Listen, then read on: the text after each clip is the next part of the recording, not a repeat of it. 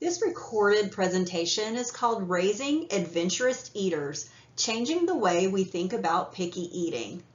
This was originally presented live via webinar on May 27, 2025. It's facilitated by Jocelyn Dixon, who works for the Department of Agriculture and Human Services, is the Assistant Director of the PEAS program, and is a licensed dietitian. It is hosted by Equipped. And I've already had such a nice introduction, so I won't belabor this, but you should see a picture of me on the slide now. So it's advancing. Can I get a head nod from someone? We're good? Okay, great. Thank you. So again, my name is Jocelyn. I'm a registered dietitian and I work at NC State Extension, and I am the assistant director of the Feed Lab, which stands for Food-Based Early Education Lab, which all of you are connected to early education in some way or another, I believe. So pertinent topics, and we have a lot of programs that fall underneath our Feed Lab, and the PEAS program, which Trish mentioned already, is one of those programs that falls under our lab. So we work with families, educators, and children to promote healthy eating. So we're going to continue on. So our mission specifically, we say from kitchen to classroom, empower teachers, families, and communities with strategies to improve children's dietary quality through early education, exposure, and access to healthy foods in high quality learning environments. So those three tenets, education, exposure, and access, are really where we stand on at Feed at NC State Extension. So our learning objectives for today, we're going to start by talking about some typical eating behaviors for preschool age children. We're going to talk about why focus on feeding, why talking about this topic even really matters. And then we're going to talk about strategies both during and outside meals that can support the growth and development of young children's healthy eating patterns.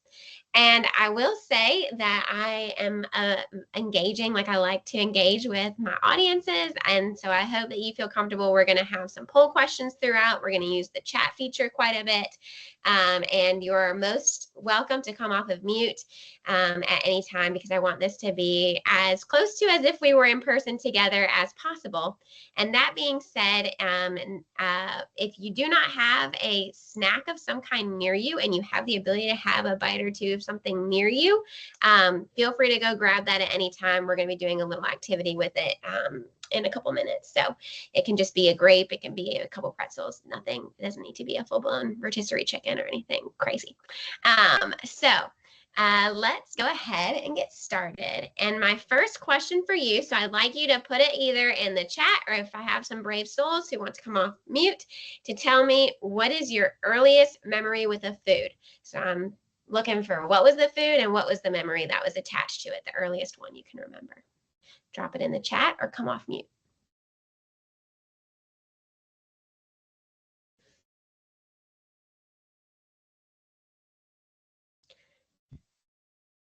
I'm going to pull up the chat so I can see things as they come in.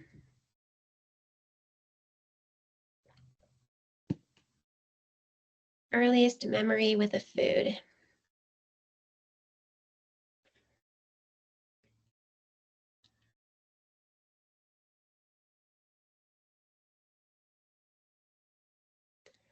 Okay, Trish, I see strawberries. Was that you picking strawberries? Was that strawberries being served at lunch? What was strawberries? I think it was being served. I know, because we didn't grow them. Yeah. Okay. Okay, I see some more coming in. Jessica said, I remember eating oatmeal with raisins in daycare. That is a core memory. Do you still like oatmeal with raisins? That is my question. Yes, I do. And I discovered that it wasn't like instant oatmeal with raisins. They actually use real raisins. That makes a big difference in terms of the texture. Yes. Because they weren't super dehydrated beforehand. That's awesome. Okay. Thanks for sharing and coming off mute. Nicole said, I remember my mother making scrambled eggs for me when I was around 2.5. I had a small table and chair, and she'd give me the food in my own special place. I like that. That's a very specific memory.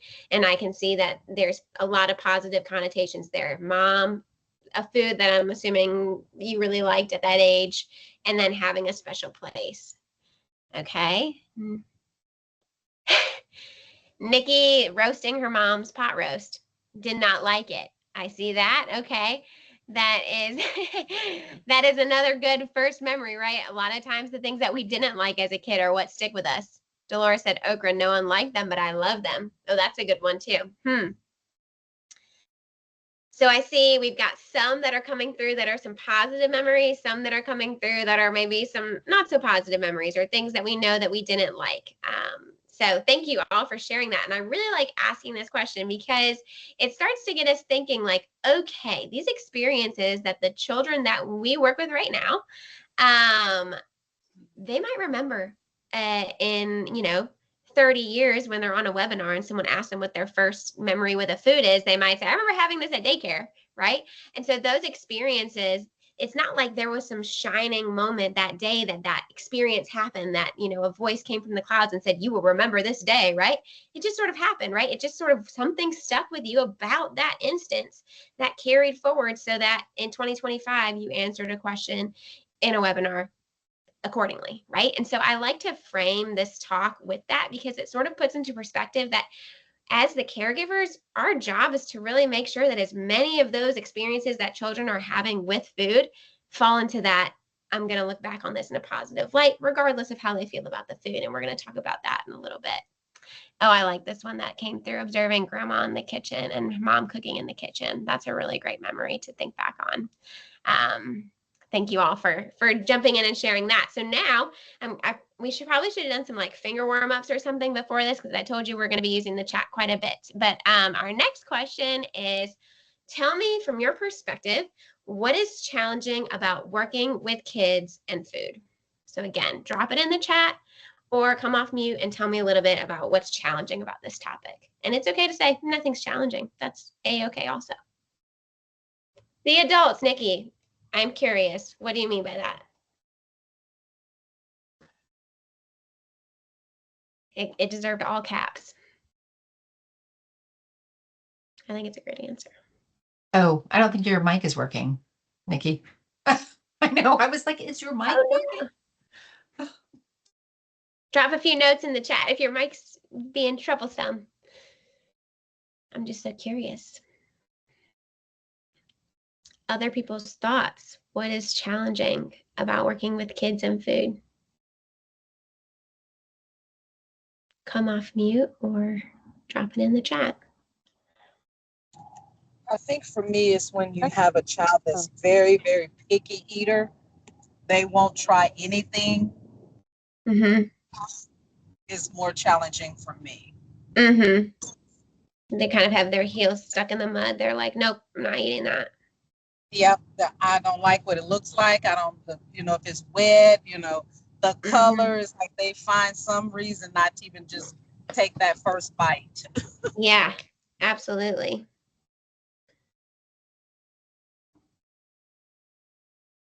I think we can all relate to that. Any other thoughts? Okay.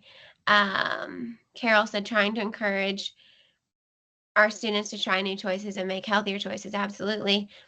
Adults inadvertently imposing their food preferences on children. That is a really good one. I actually have one time I was working with a preschool center and we've been working really hard on exposing kids to broccoli, right? And we had gotten to the point that a lot of the kids in the classroom after weeks and weeks and weeks were really excited when it was broccoli snack time.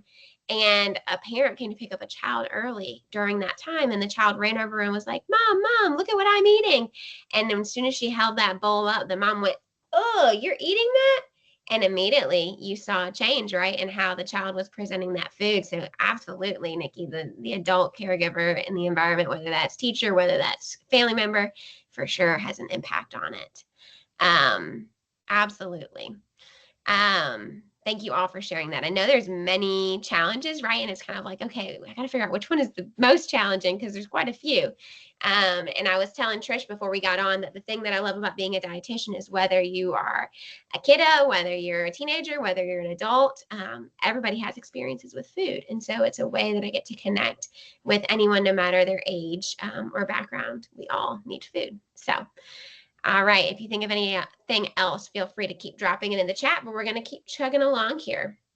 So why focus on feeding? Why talk about this topic? And so what we know is that, as I mentioned in the beginning, that a lot of these behaviors that are learned early on really carry children throughout life. There's a lot of research that shares that the health habits that children establish this young actually make a difference into adulthood, whether they have diet-related chronic diseases. And so what we're doing right here, right now, even in their itty-bitty tot years, right, is super important for long-term health. And we also want to make sure that just from a relationship with food standpoint, that children learn what it looks like to have a good relationship with food. And again, that starts really young. So how many people, and I'm going to put myself in this camp, thought that you were born knowing how to eat? I definitely thought you were born. It was kind of just like natural, kind of just like happens. I guess I'm on an island over here, but I really thought that children just kind of knew what they were doing, like that they're born and that they kind of just are born with the ability to know how to eat. And really, actually, the only thing that we're born, quote, quote, knowing how to do is breathing, right? And when we think about the body's priorities, that's why breathing is the #1 priority before we even think about food, right? Food is actually the body's 3rd priority. It's breathing, and then it's keeping our body upright, keeping our head from crashing into the ground. That's priority #2. And then priority #3 is then sustenance and eating. So when I say that we're not born knowing how to eat, you're like, okay, I guess I can maybe get on board with that, but I need a little bit more information. Well, what if I said to you that I think that eating is the most complicated thing that we do as humans? Does anyone want to take a stab at why I came to that conclusion? Why do you think I could say that eating is the most complicated thing that we do? Come off mute, drop it in the chat. Why do you think it's the most complicated thing that we do as humans? I'll come off chat and address that because awesome. Thanks for being brave. Well, I think if anybody that has like swallowing it, so it's a complicated thing for me, right? Like, but when I don't know about when I was younger, except I worked in special ed as a teacher and had students who had difficulty eating because of chewing, swallowing. Those are mechanisms that have to be learned. And anyway, and now I have trouble swallowing. So, yeah, so I think eating is very complicated. Absolutely. You hit the nail on the head. How do you say your first name? Is it Tamara? I don't want to say it wrong. Tammy, just Tammy. Tammy. Okay, Yeah. Tammy. So Tammy, I totally agree with you. You were spot on in that, okay, we have to think about all the things that are going on while we're eating, right? We're talking about the mechanics, right? The physiological mechanics of what's going on in our mouths, in our bodies, right? Not only that, but we're doing all of that chewing, all of that swallowing, while there's a lot of sensory stuff happening all at once, right? There's touch, whether that's touching the utensil, whether that's touching the food. There's auditory, right? There's auditory feedback, the fork hitting the plate, the carrot going in the mouth, and the sound of the crunch, right? There's the taste, which is, what we usually think about when we're thinking about senses when we eat, but there's the taste, there's the smell, there is the visual, which we already heard Aretha mentioned the challenge of like a child noticing a color or it doesn't look right? Like you're already engaging the visual sometimes even before you do any of the other things. So then we've got all of those senses happening, right? So we've got those 5 senses. Now, who here, if I raise a hand, for those who have their camera on, or you can raise it via Teams, who here has heard that we actually have more than 5 senses? Anyone heard of the other 3 senses that we're missing? Trish has heard. Any other friends that have heard that we have more? Okay, Nicole, if you have your hand up, here's how I switched to the other screens. I was like, how do I see the other screens? Okay, so we actually have 8 senses. The other senses, so these 5 that we know about, these are the ones that are happening outside of our body. but there's actually 3 that are happening inside of the body. So you've got proprioception, interoception, and vestibular. So the vestibular one is what I was talking about, which is the body's second priority right after breathing, which is, can I keep my head from hitting the floor? Can I keep my body upright, right? So it's your balance, your ability to engage your core. And think about also, when we start feeding a baby, from the transition from breast milk or formula to starting to work on purees or table foods, that transition happens usually around 6 months, but it happens when the baby is able to support themselves upright. Why is that? Because it's the body's second priority, having the body upright, right? The ability to keep yourself upright. These other 2, though, that you may or may not have heard of, the first one is interoception, and that is the ability of ourselves to read our internal body signals, whether that's sensing hunger or fullness, whether that's knowing that you need to go to the bathroom, whether that's recognizing tiredness, recognizing that you're hot or cold, recognizing that you have a sore throat and so you're feeling a little bit ill, right? You feel something's coming on, or emotional regulation. All of those is interoception, our ability to cue into our own body. And then we have proprioception, which is actually the ability to be aware of the food when it is in our mouth. Okay, so with all of that in mind, so we know that we have 8 senses. We are going to do a quiz, a little poll quiz. So if Trish, could you trigger the first poll question? If you got your thing, hopefully this will pop up.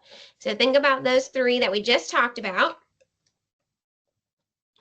Our first question should be coming through.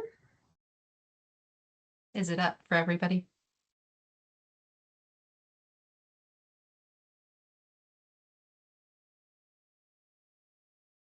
Do people Do you all see it? It's Do you all see it? visible on my screen. Okay. No.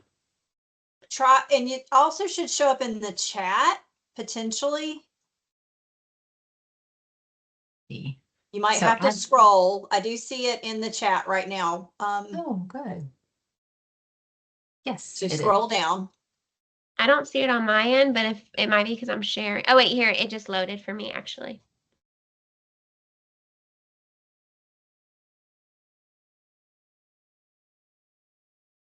Your first question is on interoception.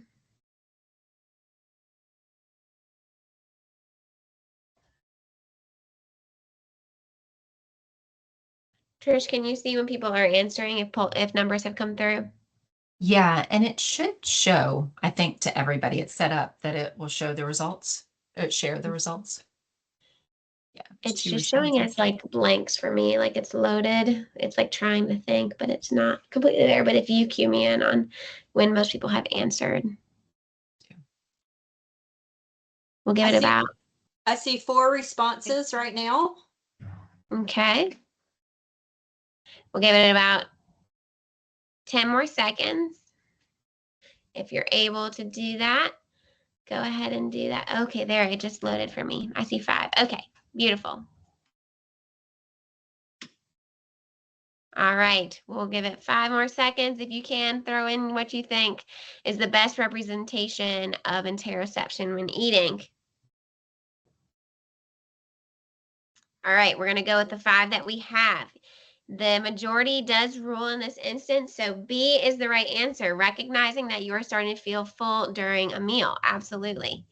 An error message. Okay, if it's giving you an error message, just drop. Can you, Dustin, can you see the question and it just won't let you submit, or can you not see the question?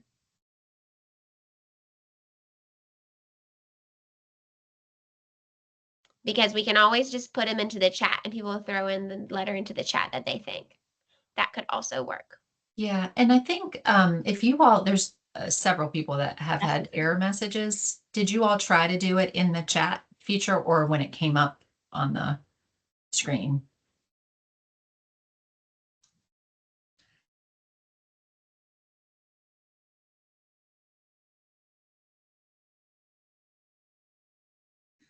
Okay, in the chat.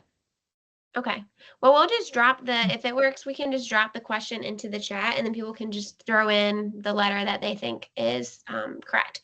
So let's go ahead and do that and practice for Trish for the second question. So that is correct. Feeling fullness would be interoception. So now let's see. We'll put in the question into the chat and then just throw in which letter you think is correct for our proprioception one. Just a note of clarification, I think it was the doing it in the chat was the issue, was the error message, I think. Okay. Is what so I'm going to try again. Thank you all for being patient as we kind of figure out this feature. I'm going to launch the second question. And if we can see if you can do it on your screen and maybe wait on the doing it in the chat feature and see if that works better. See. Let's try it.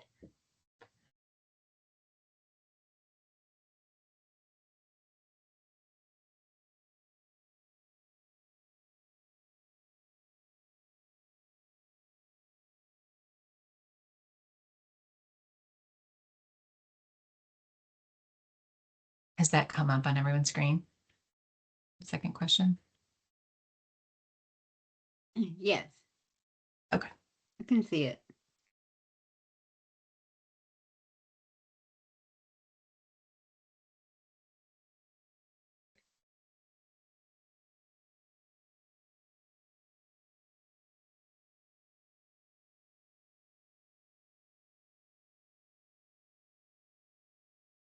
Great. Yep. Give it about 5 more seconds for anyone who can see it. And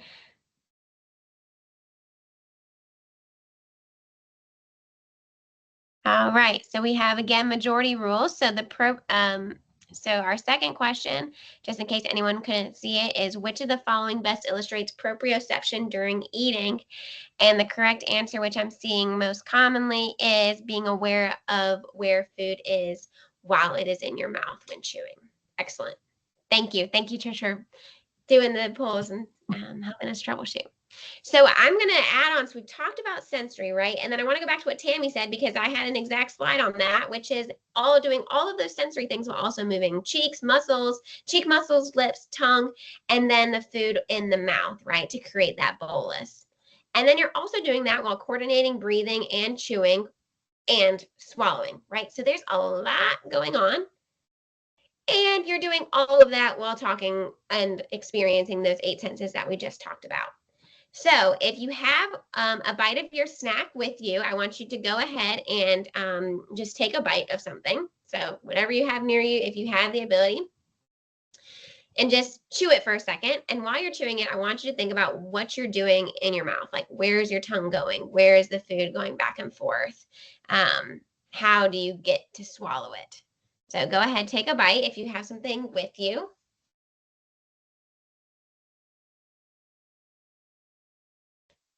And then drop in the chat any observations that you have. Like, what is happening in your mouth? Are you breathing?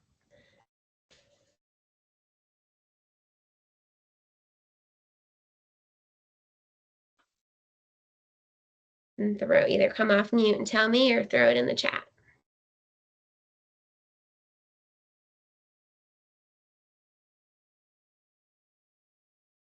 You're like, I did not know we were going to be doing this today.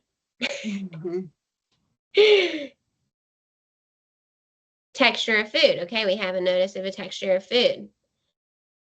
So I was eating the carrots that we just got out of the garden.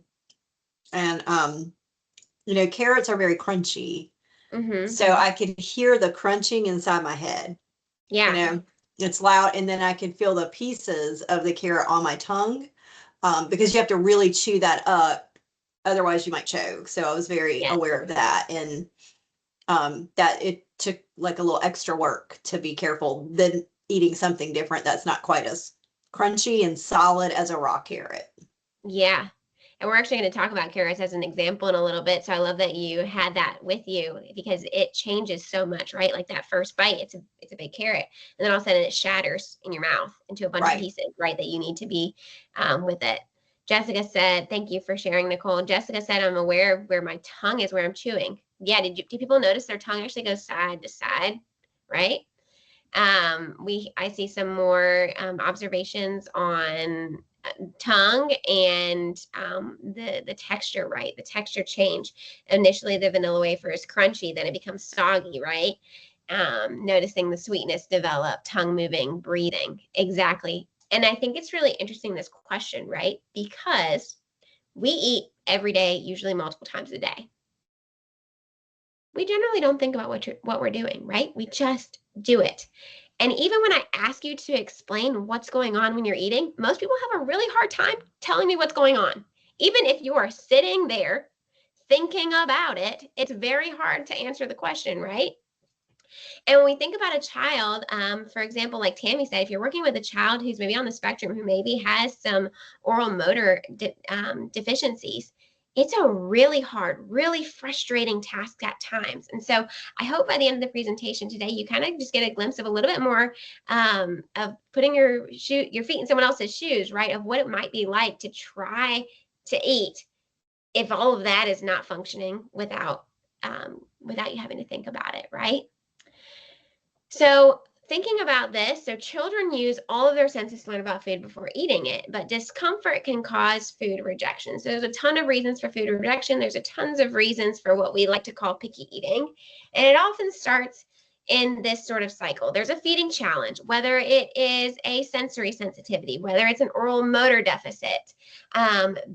There's some kind of challenge, and then it's followed by, you see the caregiver, they're worried, there's lack of information, they get lost in the internet, lack of support, difficult or conflicting advice. And then you have pressure, right? That arrow that leads into pressure. And then you see the child that's resisting, and then it keeps spiraling, more pressure, resistance, pressure. And you kind of get into this spiral of chaos, which I know I can definitely relate, where you feel like you are just tugging back and forth with a child. So oftentimes, as the caregiver, this often results in us as the adults giving creative ways to engage with children with food. So did anyone here have any rules at your dinner table that you had to follow growing up? If so, drop them in the chat. What were some things that were set for you that tried to, address some of this resistance and pressure that was going on? What did people try to do? Or what have you heard that people have tried to do? Okay, so boundaries on where food goes. Food goes in human bellies, not dog bellies. What other rules do people have at their dinner table growing up? How did the adults in your life try to address this spiral? Eat all the vegetables off your plate, point blank. Had to eat the meal before dessert, Tammy. I see that. Trish, sit for so they had to sit at the table. Nikki, you had to eat with Z. Yes, Mom was not a short order chef. We're going to talk about that. That's great. Any others? So we see adults throughout all ages have been trying to deal with the same resistance and struggle, right? And it often leads to more of a struggle, right? Sit down while eating at the table, Dolores said. And so some of the other creative tactics, these are all ones absolutely that we hear. You got to sit at the table. You can't have this before you have more of that. The bargaining, right? All of these different things. If you ask for it, you eat it. Yep. There are some other kind of new trends that we're seeing, which is like hidden veggie recipes, right? Like if I know my child is a picky eater, I'm going to hide this in the mac and cheese. I'm going to hide it in the brownies. And that's how I'm going to get them to eat their vegetables, right? I'm just going to hide it. Or someone mentioned this, we create rules like if you want to have a cupcake, you've got to have broccoli, right? So you've created this, if you want this, then you've got to do that. So as we go about today's presentation, I might say some things that you're like, whoa, that is crazy. I don't know if I agree with her on that. And that's okay. And I like to start with this quote: you will need to grapple with your own upbringing with regard to eating in order to do a good job feeding the preschooler. And I think that's so true, because we each grow up with our own experiences in eating. We each had different caregivers in our life who approached food and picky eating in different ways. And that's okay, right? And so I just invite us to come to the table today with an open mind. So first, I like to talk about what is typical, right? What is typical for a preschooler in eating? I'll provide the slides later, but you can scan this to see a handout that just kind of goes through what's developmentally expected at each of the ages from birth up until toddlers. But we always want to keep in mind that oral motor skill, right? That is really what is cueing a child's ability to eat or not to eat at each stage. Now, probably everybody would raise their hand if I, or hopefully everybody would raise their hand if I said, who has seen My Plate, the USDA My Plate, which is kind of the guidelines for eating in America. Okay, so now, how many people, if they have a preschooler left to their own devices to make their own plate, how many preschoolers' plate look like this? They're creating it themselves. You're eating family style. Everything's on the table. They have free reign on what they put on their plate. Trish, could you cue the third one, the My Plate question? Actually, I think it's number 4. Question number 4 on. So the poll question is about which, left to their own devices in general, which of these pieces of My Plate do you feel like a child will gravitate more to? In general, across the board. What are they picking? Left to their own devices. Oh, we got kind of a tiebreaker. Okay, fruit or grain, fruit or grain, fruit. I see lots of fruit. I see grains. Yes, the answer to those is yes, fruit. So both fruit and grains are carbohydrates, right? We probably already know that. But so your breads, your rice, your pasta, your potatoes, your fruits are all carbohydrates. And that is developmentally appropriate for children who are from ages 3 to 5 in that preschool age range. And the reason is because they are going through the most rapid growing stage of one of the most rapid growing stages of their life, right? And so the body's immediate source of energy is carbohydrates. It's the fastest way to get glucose into the bloodstream. And so it's the fastest way for a child to get energy. And as we all know, children have a lot of energy, right? And they need food to sustain it. And so it's actually biologically expected that a child is going to eat more carbohydrates in this age range, right? And so I want us to start changing our perception slowly that we're not looking necessarily for the My Plate for a child. It's normal for a child to lean heavier on these carbohydrates. So what is typical eating? Young children may eat 1 or 2 things at each meal or snack, and that's okay. Some children might eat a lot more than you expect, while some eat a lot less than you expect, and that's okay. Like we said before, young children typically prefer carbohydrates, and that's okay. Intake may vary. One day they eat a ton, the next day they barely pick up their food, and that's okay. And selective eating, which is what we're trying to slowly rename picky eating to be a little bit more of a positive connotation, is okay and is expected. And we're going to talk about why that is. So if I ask someone to nod, raise your hand, who knows a selective eater? You've met one. It's your niece, it's your nephew, it's your child, it's your grandchild, it's a kid in your classroom, it's maybe you, right? Who, if you do not know a picky or selective eater, please put that in the chat because you will be the first person I've ever met. And I definitely want to remember that moment that I meet someone who's never met a picky eater. But most of us, right, know that we have met a picky eater. Now, drop in the chat, or actually, Trish, we can try this, but the picky eater question. Tell me, what are the foods like that the picky eater in your head that you've picked out, what is the food that they enjoy? Is it yellow? Is it, are they all crunchy? Are they all salty? Tell me, so click all the characteristics of the foods that that picky eater really enjoys. Tell me what they're like. And if you can't respond there, you can put it in the chat describing. You can pick more than one. Okay, Aretha said sweet, soft or sweet, soft, interesting, okay? I see in the poll question, I see salty, same color, crunchy.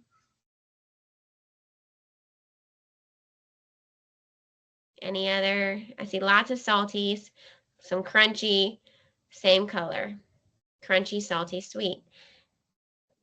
Does anyone notice which one has not The only one that has 0%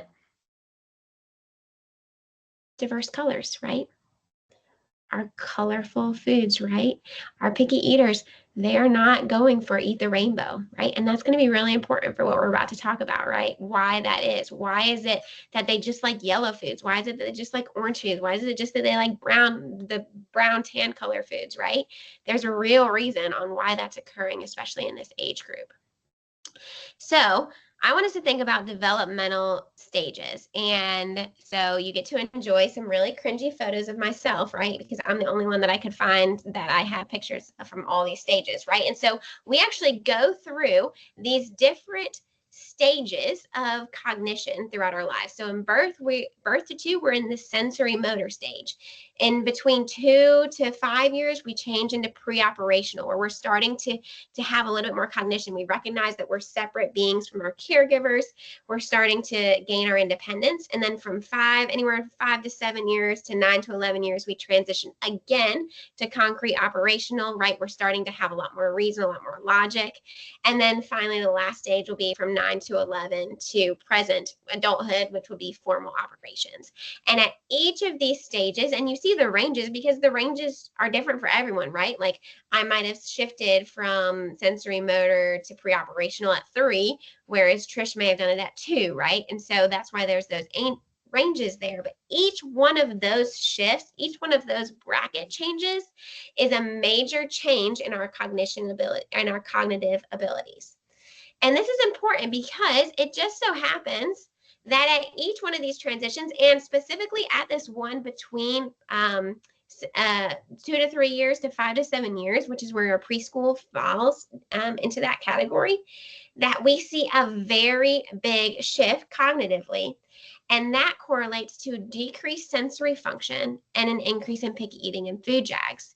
And the reason is that in developmental transitions, research shows that the sensory area is what regresses. And so when we are making big changes cognitively, our brain is like, I need to pull back on what's happening in this sensory area because there's just a lot of input. There's a lot of things happening right now. And that is actually the reason that we see so much picky eating in the preschool area. It's because they're in this drastic developmental change, coupled with the fact that this may be the first time that they're outside the home whether that's in someone else's home for early childhood education or they're in a center, right? This may be the first time away from mom, dad, grandma, grandpa, aunt, uncle, and they're with new adults in a new setting while they're having all these cognitive changes. And the brain just says, that's enough. And so that also shows why, okay, I can eat bland foods. If I only eat brown foods, then my brain only has to sift through brown foods, right? I automatically say, nope, I'm not doing those bright bell peppers. I'm not doing that, dark leafy greens. I'm just doing bread and potatoes, right? Because it's less for the brain to process. So think to ourselves and drop in the chat if you have an idea. So when you are a baby, let's say that you're on purees, right? You're a young child, you're on purees. How does that puree change? I have given the baby the spoon, they're eating it. They dip it into the bowl, they eat it. They eat another bite, they eat it. Drop in the chat. Is the sight of that food changing at all? Yes or no? Is the sight of that food changing as they're getting fed it each time it goes into the bowl and then comes up to their mouth? Is it changing? Get 1 or 2 people to weigh in. Is the sight of that food changing? No, exactly. It's not changing. Every time you dip it in the spoon, every time it comes out, it looks like the same apple puree. It looks like the same sweet potato puree. It looks like the same spinach puree as when it started. Nicole takes a bite of her carrot and then she pulls the carrot out of her mouth. Does the carrot look exactly the same as when it went into her mouth? No, right? It's constantly changing. And then you think about what it looks like in your mouth, right? It's looking completely different in your mouth than it did before it went into your mouth. And so at this transition where children are expanding what they're eating orally, they're also having to regulate, oh my goodness, this stuff is changing. It's not just the same thing. Every time I eat it, it's becoming something different. And the same thing happens with the sound. The first crunch of the carrot, a lot crunchier than the second and third bite as you chew it, right? The first bite of puree and the chewing and everything, it's the same. And so there's so much more of that proprioception that's happening. That feeling in the mouth is changing rapidly. Whereas before, when I was, a baby, I was just either being breastfed or I was being formula fed or I was having purees and everything was status quo. Again, this is why we see at this age group so many instances of what we like to call picky eating, right? And so I want us to start reframing this, that picky eating is actually a way for a child to protect themselves amidst all the new changes in what they're experiencing and how they're experiencing the world. And specifically, when we think about what's happening at this 2 to 3 to 5 to 7 year, children are, so my 5 to 7 face should actually be up there too, because it's kind of happening in this transition. To them, food is just food. Food and snacks, same thing, right? They don't have any real understanding of the invisible ingredients of foods. So if you say, this brownie has baking soda in it, if they didn't see the baking soda go in the brownie, they have no idea what you're really talking about, right? Or if you say, this carrot has vitamin A in it, they don't really know what that means, right? They don't have that level of cognition yet. They understand that food goes into our bodies, but they don't understand how it changes our body. So if we say vitamin A, keeps you from getting sick, there might be some primitive understanding of what that means, but there's not the level that we understand as an adult what that means. They can name foods that are healthy, but not why they are healthy. They can, and this is a big one, which I like that Tammy actually mentioned earlier, they talk a lot about the texture and appearance of the food and then the taste. So they're driven really heavily by what the food looks like. They have the ability to worry about what if. So like, this food made me feel bad last time. What if it does it again? But they don't have that long-term fear. And then they're magic thinkers, and we can all attest to this. Their imagination runs wild. They can tell you a 10-minute story about a rock that they saw in the playground, right? So they have crazy imaginations. And this is important because as we're thinking about how we engage children with food at this age group, we should really be thinking about where they are developmentally. They are not adults who can comprehend, a basic college level course of nutrition, right? Like, we need to be thinking about how do we engage with a child that makes it exciting in a way that's exciting to them, not in a way that we think will convince them to eat healthy. Because a lot of times we have good intentions. I'm going to tell them all about vitamin A in this carrot. That's good, but it's not meeting them where they are developmentally. And so it doesn't make the biggest impact on them that it could. So thinking about these picky eaters, why do we have a focus on feeding, right? Well, I don't know if you know this, but North Carolina ranks 18 out of 50 for U.S. states for childhood obesity. So we're in the top 20. So we're in the top half, I guess, of childhood obesity rates. Also, children who live in rural areas, which I live in rural Eastern North Carolina, are 26% at higher odds for developing obesity than children who are in more populated areas. And then we know that childhood obesity has increased after the COVID-19 pandemic. There's a ton of research on this through changing eating patterns, right, to changing health behaviors at the family level during and after COVID. And then we know, as I talked about at the very beginning, that dietary behaviors that children establish right now, even as early as preschool, have large health implications into high school. Not to high school. It's the end of the day, guys. Into adulthood. And think about the impact that you have, right? Being in a early childhood care center, children spend over 30 hours a week with you, and they consume on average 50 to 75% of their meals at school. And so we have a really great opportunity to impact what's going on in this sphere because you have so much time with them during these meals and snacks. But it's important to note that it's not just about making sure that children have access to these foods, because we know that peas served in a bowl on the dinner table, peas put on a child's plate, does not equal green peas going in mouth, right? That even if a child has access to something in the school environment does not mean that they're eating it. And so we want to figure out, and kind of our job in peas and what I do as a registered dietitian working with families and children and educators, is how do we level out this balance? How do we ensure that when the healthy food is available, that children are interested in eating it, right? So the $1 million question is, how do we create meal times that support children? How do we actually do that? And so we're going to talk about some strategies both inside the meal and outside the meal to do that. So we've already talked about this, but the body's number one priority is breathing. Postural stability is the second priority. So what I would like you to do is, if you are, hopefully you're sitting in a chair, I would like you to, for the next few slides, I want you to lift your feet up off the ground so that they are kind of like flat out in front of you. Okay, if possible. If you don't have the room for that, then you can just lift them up off the ground so you're kind of supporting it with your core. And then I want you to hunch your shoulders like this to get a little uncomfortable. Feet off the ground, hunch shoulders like this. Okay, and I want you to hold that while I'm talking through these next few slides.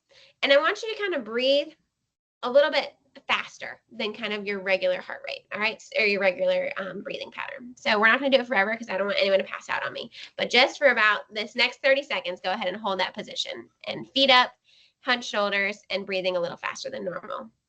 So we know that the body's number one priority is breathing, and postural stability is number two. And so one of the first strategies that I want you to think about wherever you work is, when a child is eating, do they have a 90-degree bend from their legs to their knees to their feet? And are their feet supported by some kind of platform, right? So are they in a developmentally appropriate chair where those things happen? And this is incredibly important because it is very hard for a child to eat, and often leads to what we deem picky eating behaviors when children are not supported in this way, because a lot of the foods that children lean on in their picky eating phases are actually easier to eat in these situations where the body is not supported. So while you've been doing that, I want you to grab, if you have it, still another piece of food with you, and try to eat it right now with holding this position. Okay, so go ahead, try to eat something while you are holding this position. You're kind of hunched, you're trying to hold your core, you're holding your feet up, and now you're trying to eat something. You've been breathing a little bit faster. Hopefully you notice that this is extremely uncomfortable. You probably want to put your arm down. Like if you're on a chair, you probably want to like lean your arm up on something. You kind of have the desire to lift your foot up maybe and get yourself kind of wedged. Okay, everybody can stop doing the uncomfortable position and resume normality so that everybody stays with me. But hopefully you see that that is what that causes, right? So we want to think our first strategy before we go anywhere towards nutrition education, before we go anywhere towards sensory learning. Where's the child when they're sitting, when they're eating during the mealtime? That is super critical. And also talking with families, right? If there's a lot of mealtime behaviors at home that families are worried about, saying, hey, is your child's feet supported when they're at home? Are they sitting in a chair that's a 90-degree angle for them? Because it's critical for positive eating behaviors. And so that is kind of our foundation, right? And we also want to think about this fact. So it's kind of secondly, we know that children like what they know and they eat what they like. And so now we're kind of moving into what's being provided. And we know that repeated exposure is super important for kiddos. And this sort of works like this. If you've ever heard a song for the first time on the radio and you were like, didn't love it.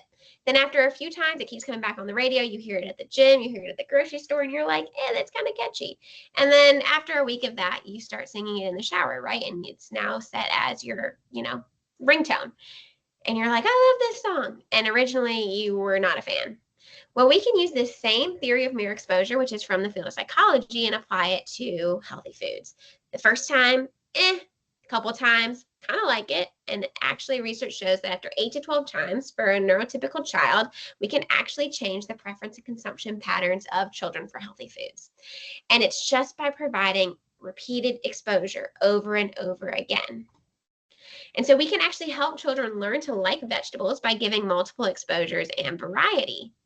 But think about trying to get to 8 to 12 exposures. If you tell a parent, don't worry, I know your child does not like broccoli right now, but if you just serve it for dinner 12 more times, maybe they'll like it. They're going to look at you like you have two heads, right? They are going to be like, I am not going to buy this if my child is not eating it. And so what we do at the early childhood environment is so critical, because we are hoping to boost those exposures that maybe parents, rightfully so, might be hesitant to do. And so we want to think about changing the way that we think about feeding children, that success is not about is that child ate that food, but if that child got an exposure to that food that was just right for them that day.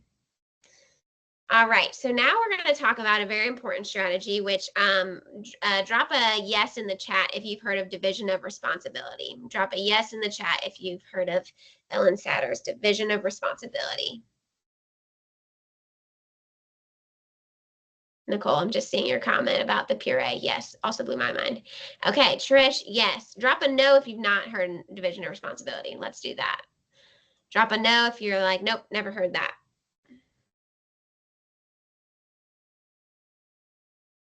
Okay, I got quite a few no's, got some yeses. All right, so this is exciting. This was also one of those things when I learned about it, I was like mind blown. So the division of responsibility is something that we definitely preach hard in the Feed Lab. And it is this idea that the adult's role in food is the what, where, when, and the child's role is how much or whether. And what I mean by that is that it is the adult's role to decide what is served, what is on the dinner table, what is on the breakfast table, where it is served. Do we eat at the table? Do we eat somewhere else? And when it is served, AKA it's not grazing, that there is a structured time, like when it is served. It is eating time or it is not eating time. And that is determined by the adult. And then the child's role is how much of each of those things are eaten and whether or not they choose to eat. And the issue and where think of that cycle, that pressure, that pull and push and pull that we talked about earlier, when that comes to play is usually always because something in the division of responsibility was violated. Maybe what was violated was the child dictated the what. They said, I want chicken tenders and mac and cheese for dinner, right? And the adult prepares it. And someone mentioned short order cooking. That's what that is, that the child's deciding. It might be the where, that the child demands that I will eat dinner, but only if I'm in front of my iPad on the couch, right? Or the when, the child says, I'm hungry, I want to eat now. And the parent says, okay. Or the teacher says, okay. Or it's violated in the other way, that the dinner has been served and now it's a bargaining act between the caregiver and the child. Well, you need to take one more scoop of green beans. You need to take one more bite of your mashed potatoes. You can't just go to bed and not eat, right? Those are statements that are violating how much and whether the child eats or not. So to recap, the adult is deciding what is served, where it's served, when it's served, and the child then gets to decide how much and whether. And the adult has to be okay with the child saying, I'm good. I don't want to eat. Or they might say, I'm good, I'm just going to eat the green beans today. Or I'm good, I'm just going to eat the mashed potatoes today, right? And the reason is because it is super important that the child has the ability to decide what goes into their body or what doesn't go into their body, and that's respected by the adult, because otherwise we become in this power struggle that goes back and forth. But you might think, okay, but if I do that, if we're just serving, if I'm thinking about a home environment at school, usually menus are set, right? But in a home environment, you're like, well, what if they won't eat anything that was served? What if they only eat bread for 2 meals? That's okay. Biologically, research shows that children will actually shift to start eating variety based on these other things that we're going to talk about in today's webinar. But it's okay and it's normal as long as we continue to model and show what eating a wholesome diet looks like, right? And secondly, what's super important is that the child, because the adult is setting the schedule, the adult says, okay, breakfast at school is at 8, snack is at or lunch is at noon, snack is at 2, and then release, or whatever your schedule is at home. If a child knows and is not interested in what's served at breakfast, but they know lunch is in 3 hours, that's okay for them to not have anything at breakfast. Or if they're at lunch and they're like, nope, nothing sounds good, they still need to sit at the table and be a good friend and be a good peer and be a good sibling. But that's okay for them to wait until the next available eating period, which was established by the caregiver who decides the what, where, and when.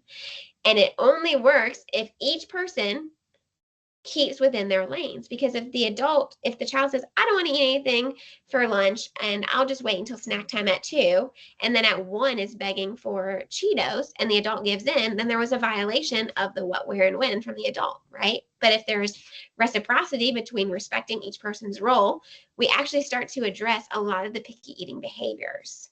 And so I really like this quote. It says, to be a good eater, the preschooler does not have to eat everything that is put before him. He has to know how to behave at the table and have some good food approach and food refusal skills. And so that's what we're teaching. Food refusal skills, food approach skills. I can take some of this and I can eat it, or I can pass it along and it's okay. I've got a slide in here that's got the a handout for this for Ellen Satter's Division of Responsibility and a QR code that you can use to download it if you're interested in learning more. And the reason the division of responsibility works is because it helps children develop their own self-regulation. It puts children in the driver's seat during the meal, but caregivers are the one who fill the car with gas. And what I mean by that is filling the car with gas is giving the fuel, right? It's providing that what is served, but then the child is in the driver's seat. They've got the gas in the car. They decide where they want to go. Do they want to go with the green beans and the rolls? Do they want to go with the green beans, rolls, and ham? Do they just want to go with ham, right? Either way, it was the adult who provides and the child who decides. And so that's super important, that we are letting children decide how much they eat, and that we teach children how to express their hunger and fullness. So we might model it by saying, oh, wow, my stomach feels nice and full. I'm going to stop eating now, right? So we're modeling that interoception, right? That ability to regulate what's going on. And what I love to tell people is that children actually have the ability to self-regulate. We are actually born with the ability to self-regulate. The only way that we lose it is actually when adults come in and try to override our ability to self-regulate. And that's why as adults, we become eaters by the clock. It's noon.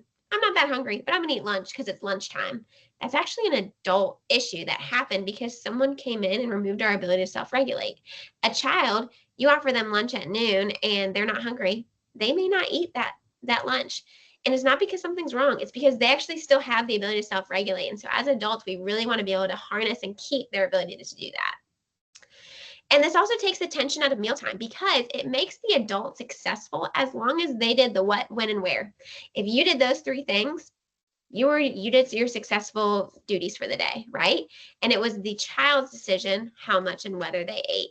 And that also takes that defeat piece out, right? Like as a teacher, we hear a lot of times, I feel so bad if I send them home and they didn't eat. Did you provide the what, when, and where? Because that is what your job is. And that is the child's job to work on the how much and whether. So then we like to pair this idea with also family style dining and feeding. And in family style dining, we see that the adult sets the routine. The adult eats with and what children are eating. The adult draws attention to peer role models that are in the classroom based on behavior, not food consumption. For example, I see that Kamari is doing such a great job scooping out the corn with the spoon. That would be an example of drawing attention to a peer role model based on behavior. Based on food consumption would be drawing attention to the fact that Kamari is eating the corn. We want to stay away from that. We want to focus more on behavior, not food consumption, because it's super important that we aren't giving someone value because of something that they did or didn't eat. For example, you're being such a good girl by eating your corn. That's assigning value to someone based on what they did or didn't eat, right? And it creates undue pressure on those who didn't do that to eat something that they might have otherwise not have eaten just to please you externally.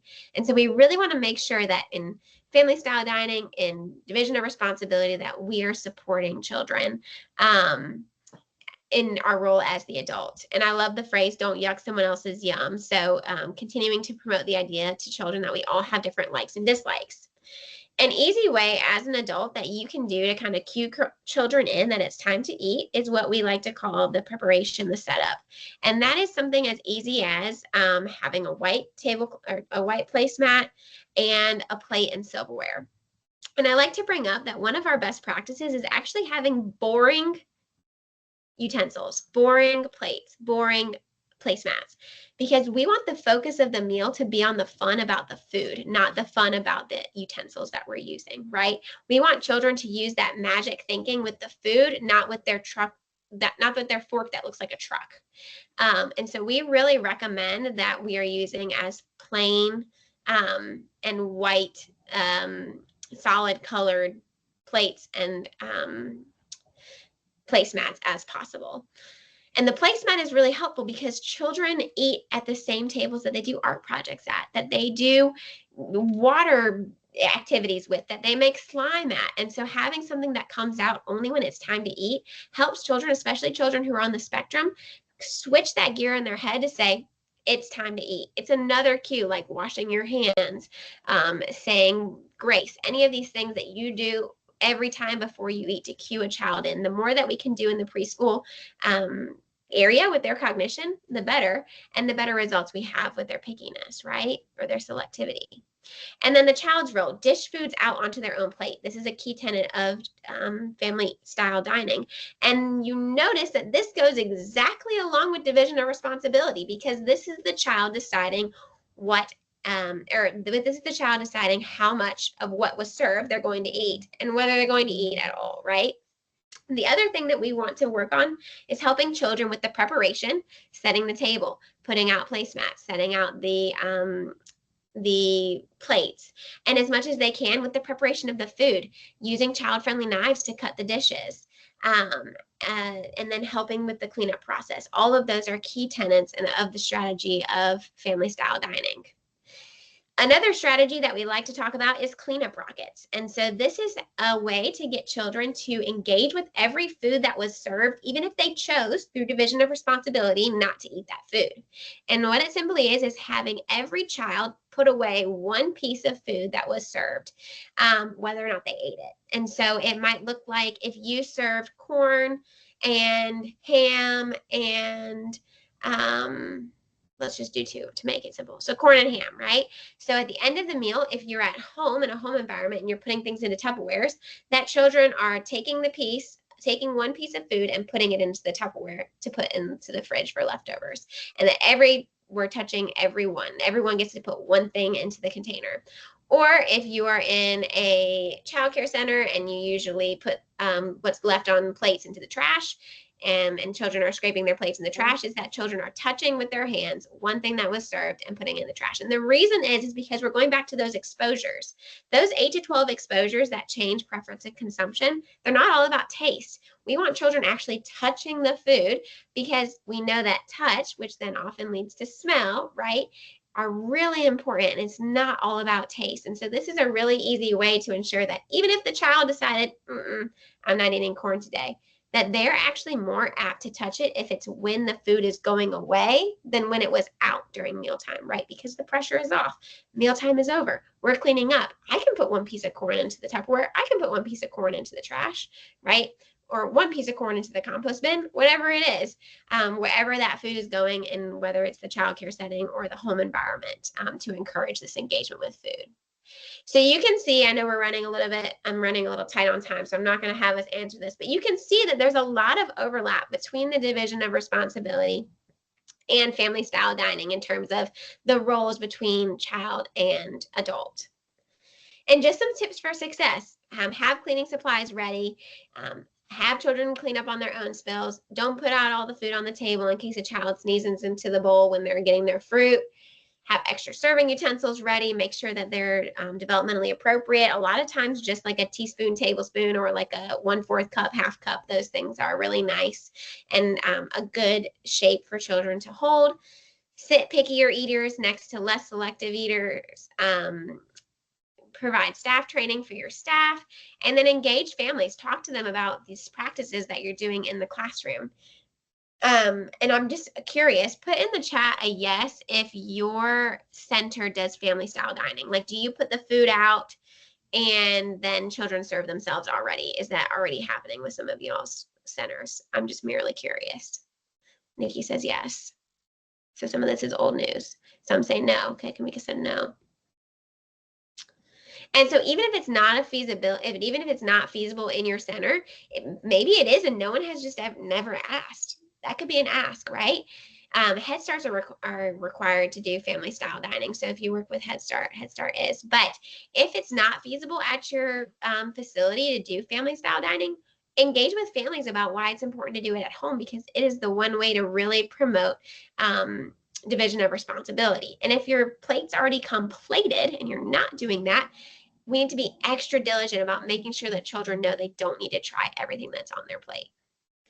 And I always like to say, food on your face means you're in the right place. It's hard to be neat when you're learning to eat. It's really important that we engage children and we allow them to get messy while they're eating, right? That they are engaging all their senses and that we're cleaning them away from the table, that there's no association with the cleaning process that's done at the table. It's done away from the table, so that the dining table is all about food and fun. And so we talked a little bit about this already, but children do what they say. Children do what they see, not what we say. We see this a lot, right? But what we say is also important. And so I would like everybody to close your eyes, if you wouldn't mind. Whether I can see you or not, I'm going to trust your eyes are closed.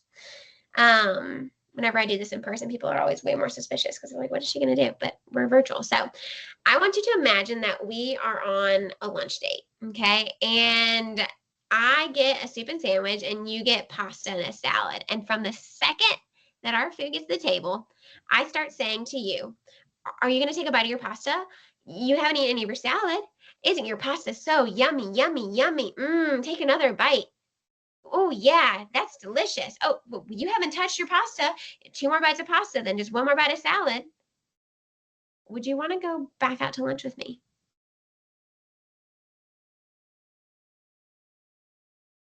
If you said yes, that is a different answer I've never heard before. No, nobody wants to go out to lunch with that person, okay? And that's exactly what, okay, thank you for everyone for affirming that you don't want to go to lunch with me. Yes, exactly. You would not want to go to lunch with me, but that is what we do with these children that we work with, right? Or the children in our homes. We are so overly aggressive with what's happening at the mealtime that it is just an influx, right, of just being talked at. When the division of responsibility says, hey, step back. We don't need to be all over that. That is their responsibility. My job is just to serve it and to step back. And so there's a lot of tactics that we use that we want to try to avoid. The cheerleading, yay, you ate carrots. Especially we want to avoid cheering when a child puts something in their mouth, right? Because then children start putting things in their mouth just to please us. We want to avoid overselling. This is the best spaghetti I've ever had in my whole life. Reminding, prompting, bargaining, insisting, negotiating, controlling, comparing, begging, guilting, bribing, forcing, tricking, rewarding, shaming. The list goes on. These are really the things that we want to stay away from, and we stay away from them if and when we follow the division of responsibility. So I like to do these when I'm in person. I like to have children. Again, it's the end of the day. I like to have participants talk in groups about how they would fix these sentences. Again, I'm going to kind of just share screen and talk through them for today. But the first one is, don't take so many scoops, just one. How we would fix that, we would say nothing, right? If it's an issue where you do family style dining and you're like, well, I don't want them to take all the stuff and then there not be anything for someone else later, we could say something like, let's start with 1 scoop now, and then once all of our other friends have eaten, if you'd like some more potatoes, you can have more. That's a way to get around that if you're in a setting where you're worried about running out of food. You didn't take any green beans. Can you please just put a tiny scoop on your plate? Invite them to engage with the food in a different way that doesn't involve them asking to put it on their plate to eat it. Would you like to smell the green beans first and see if you might want to try it? You don't have to eat it.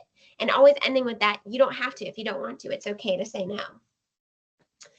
I like this. Teach children to pass the food, but don't make them take any. If they take some, don't make them taste it. If they taste it, don't make them swallow it. If they swallow it, don't make them eat anymore. And don't make them eat everything they have taken. I love this quote. It's also by Ellen Satter, The Division of Responsibility. And it's all about, again, that child is in the driver's seat. We need to take a step back and just say, okay, I put it on the table and now it's your court on what happens with that food.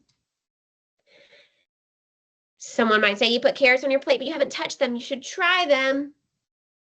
You could invite them. Do you want to try a tiny bite of carrots with me? If you don't like it, you can politely spit it out.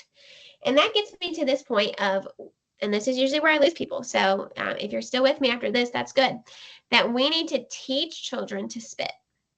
We need to teach them that it's okay to spit at meal times. And that doesn't mean spitting food across the room. That means teaching children how to politely spit. And the reason is because first and foremost, it's a safety issue, right? If you're thinking about a big piece of, something in your mouth that you feel like you can't swallow properly, as adults, we know we can take it out. A child, if they are constantly praised when food goes in their mouth, right? That is when they get the best praise from adults. They may try to keep chewing on something that is actually not safe for them to be chewing on, right? Or they might feel scared to take something out of their mouth because they just put something in their mouth and you just praise them for it.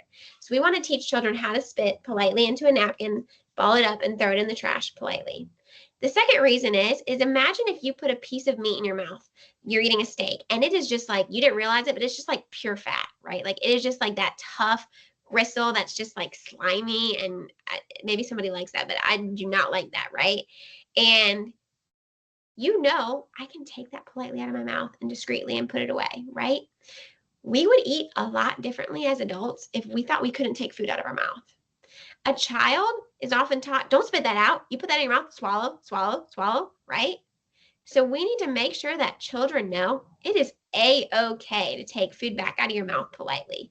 And we actually see in the research that if we allow children to do that, they are more apt to eat and try new foods because they know in the end, if I want to get this thing out of my mouth, I can get it out of my mouth, right? It's not going to be forced in there. Okay. Allowing a child to spit out the food increases their willingness to try the food. Absolutely. So I often get this question. I don't know if people do the 1 bite rule, the no thank you bite. It has lots of different names. So I get a lot of questions usually about, what about the 1 bite rule? Well, what I like to say about the 1 bite rule is, sure, you can invite a child, keyword, invite a child to take a bite, right? You can even use some of these tricks. Like, do you want to take an elephant bite? Do you want to take a horse bite? Do you want to take a bird bite? And kind of quantify the bite for them and invite them to something that's a magical thinker. An elephant bite is a magical thinker strategy. A mouse bite is a magical thinker strategy, as long as you offer the option that they don't do it. Would you like to take a mouse bite with me of these carrots? It's okay if you say no. Totally fine. Because the child knows if I say no, that's cool. And if I say no, then the caregiver will step away and just let me continue to touch it, continue to smell it, and we'll move on, and it won't become a pressuring environment. And you can also offer, would you like to take a mouse bite? And if not, would you like to touch it with me? And if not, would you like to lick it with me? And if not, would you like to try it and then spit it out with me, right? Any of these things are other ways, and you can see that this is sort of the trajectory of what happens with our engagement with food. We might touch it, we might lick it, we might spit it, we might bite it, we might chew it. And again, we want to make sure that the praise is not happening overly when the chewing occurs, that the praising is really not even about what they're putting in their mouth. It's more just about the exploration and the behaviors of great job scooping, great job smelling, right? Things that are really non-pressuring. We already talked about this, so I'm going to skip over these. This is about telling someone they're a good girl or boy for a behavior of what they do or don't eat. And again, praise and rewards. We want children to be intrinsically motivated to try foods, not extrinsically motivated by your praise. And you can see in this picture, this is actually one of our Peas girls who's at one of our Peas centers. We have child-friendly knives, and these knives are suitable for children who are in preschool that they can actually cut and prep and work with their own food. And that's a great way to gain exposures in a non-pressuring environment because it's not the mealtime yet. You're just helping prep. So now what I would like to do is I would like us to watch this video. And while we're watching this video, I want you to think about what Sean's caretaker could have done differently to better support his eating. Okay, so now somebody's going to need to tell me if you can see this. Yikes. Hold on. Okay. Give me 1 second. Oh, no. No. Oh, wait. Okay, can everybody hear this? You get. Woo. When I played that just for 1 second, can people hear it? Yes. Okay, all right, here we go. Green beans. Yeah, donut tray. I know you didn't want green beans. I am gonna get you noodles, you see, but you also need to eat the green beans, please. These are noodles. You see, these are noodles. I'm giving you noodles and green beans. That's a good one. Ooh, that's a nice big one. Mmm, yummy. Hey, look at that. You asked me for buttered noodles, but you're not even eating them, dude. Are they yucky today? What, did you see how they're having watermelon? You want this watermelon? Of course he does. Okay. 2 more bites of watermelon and then 1 green bean. And then 4 more bites of watermelon. Okay, good. So 2 bites of watermelon, 1 green beans, and then 4 more bites of watermelon. Good times. I like green beans. I don't know why they don't like green beans. And then put it on your mouth really fast, and then drink some milk. Okay. But All right, I'm gonna stop it there because I think that's enough for us to process. Drop in the chat or come off mute. What could Sean's caretaker have done differently to better support his eating?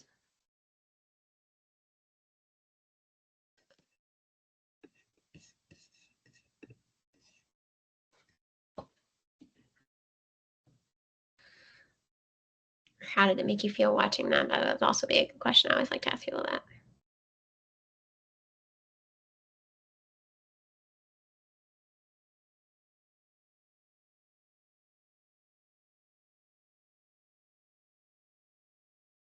What could Sean's caretaker have done differently?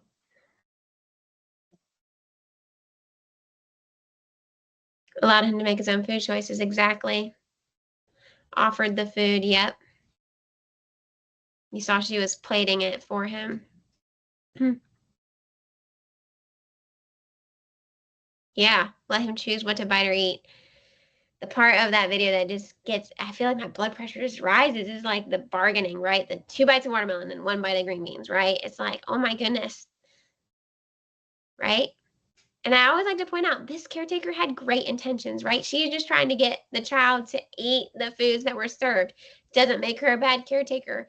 But when we think about these strategies, right, and I like that to start with that quote that we talked about at the beginning, that we have to think about our own upbringing and how we were raised when we start engaging children with food, right? Because that may have been how we were growing up, but that doesn't necessarily mean that that is the best way to approach it, given the research that we have today. And so I like to show that video to think, okay, in action, what might this look like? And how could I do it differently? And we're going to get it wrong. And I hang out with my goddaughter, I hang out with my niece and nephew, and I'm like, I got that way wrong. And I do this for a living. And I still do the things sometimes that I'm like, okay, let's try not to do this. And then I still catch myself doing it. And it's like, that's okay. It's a learning curve. It's a process. Progress is circular. It's not linear. But we come back and we remind ourselves, oh yeah, that's why we do it that way. Dolores said, let him choose how much you want it. Exactly. If Tammy said it felt too forced and made eating unpleasant. Exactly. So we talked about a lot of strategies that happen during the mealtime environment. And just real quickly to close, I'd like to plug our P's, which is what we do outside the mealtime environment to gain children exposures to foods. And so our P's program is really about using healthy foods, fruits and vegetables, using them as a way to learn about the life sciences, as a way to study and learn about plants, which goes along perfect with what y'all do in gardening, right? It's children engaging with healthy foods outside of the mealtime environment where there's no pressure for them, that they're not eating that potato that's sitting in the laundry basket in dirt yet, right? They're just simply learning about, oh, a potato is a vegetable that grows, that needs water, that needs air, that needs sunlight, right? And that's a great way for children to garner up a bunch of exposures to the food so that maybe they'll reach that 8 to 12 platform before the potato ever even hits their plate. And so we also, so I have a lot of slides because I like research and so I get real into things. But so we call this food-based learning. It's the use of food as a teaching tool by providing repeated exposure to foods that also promote academic learning related to knowledge like science, math, literacy, or skills. So we think about gardening. Gardening is a type of food-based learning because you're providing exposure to a healthy food, and you're improving academic learning about the life sciences as well as fine and gross motor skills. Think about watering. Think about laying down those seeds, right? Think about weeding. All of those things are incredibly important for a child's development. And we've actually done studies on if food-based learning can actually help children improve their vegetable consumption using this thing called a Vegimeter, which measures vitamin A in the skin. And we actually saw that children who engaged in frequent food-based learning actually were able to and decided to consume more fruits and vegetables than their counterparts. And so we like to focus on these tenets: exploring with the senses, you're building familiarity, and you're playing with food. And so that playing with food piece is super critical because, again, we're thinking about that we are in that developmental stage of magic thinkers, right? That we have imagination that's running wild. So can we make funny faces with our food, right? Can we play with a purpose? And can we make sure that we are really engaging with where the child is at developmentally? And so this is important for something like carrots, right? That children don't have logic skills, that if we tell them that eating your carrots will give you supervision or eating your spinach will make you strong like Popeye, they don't understand that if they don't become strong like Popeye, which Popeye is outdated, but they don't become strong like or fast like Bluey overnight, right? That you lied to them, right? And so then it begins to create this distrust, or they're going to get laser vision if they eat carrots, and then they need glasses the next week.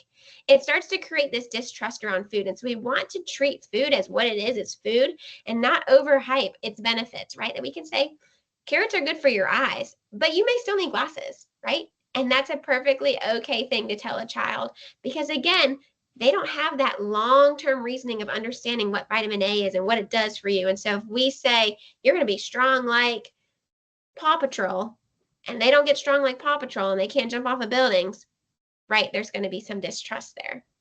And lastly, I always like to say, just like meet them where they are. And I don't know why I usually have, there's supposed to be an image right here of these like fun little grabbers. So if you have children who are on the spectrum who maybe don't want to touch that yogurt, maybe they don't want to touch those green beans with their hands when it's time to put things away, meet them where they are. Put the yogurt in a bag so that it smells less and they can play with it with a bag and still get those sensory exposures. And lastly, just know that sometimes it is more complicated. If a child is saying it doesn't hurt, it doesn't feel good. If a child is putting food into their mouth and you're seeing them mash it, they're not having a normal chewing pattern, it may be time for feeding therapy.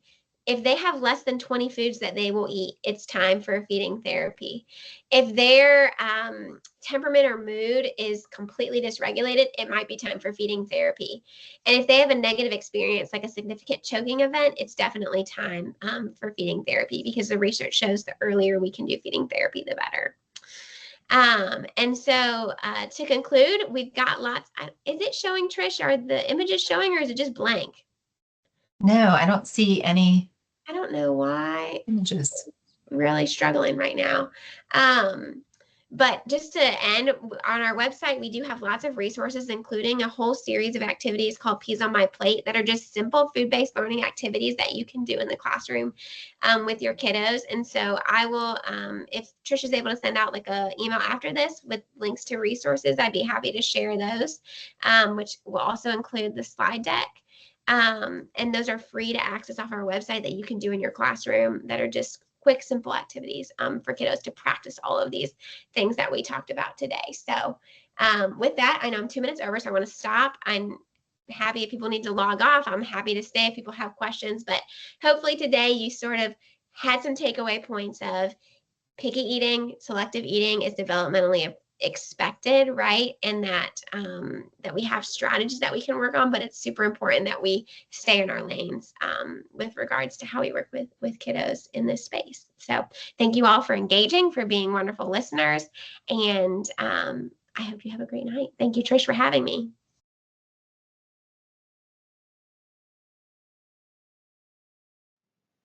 Thank you for viewing this recorded content from Equipped.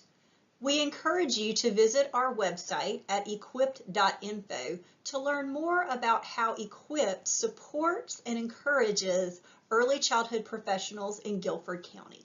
Thank you.